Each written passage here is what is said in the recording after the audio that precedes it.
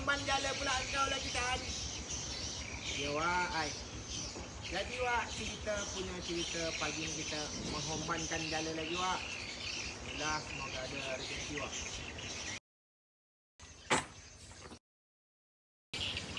Ini aja wak pendapatan kita wak. Cuba tengok wak. Ikan leput wak. Ada udang. Buntal banyak agak buntal wak. Hembankan lada. Hembankan kuah. Hembankan air asam.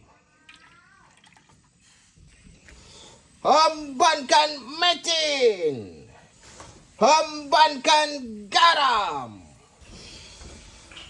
Hembankan udang, hembankan ikan. Langsung kita tutup, Wak. Dan di sini kita tengok udang sama ikan leput gulai kita sudah masak. Gila. Menyala, Wak ai.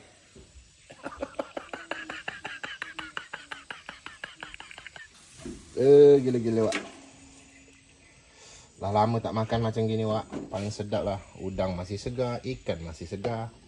Hembankan lagi, Wak. Mantap tu lah ni. Bismillah.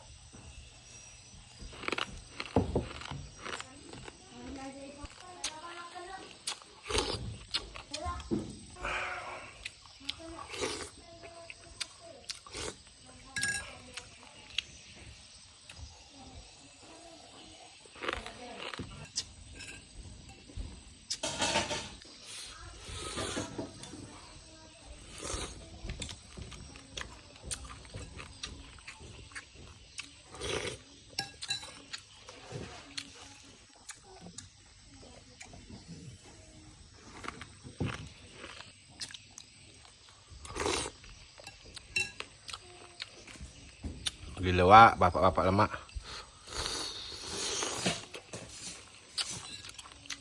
Ya, bye.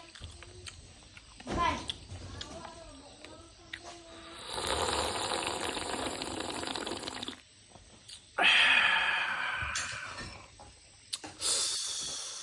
Gila, Wak. Menyala, Wak ai.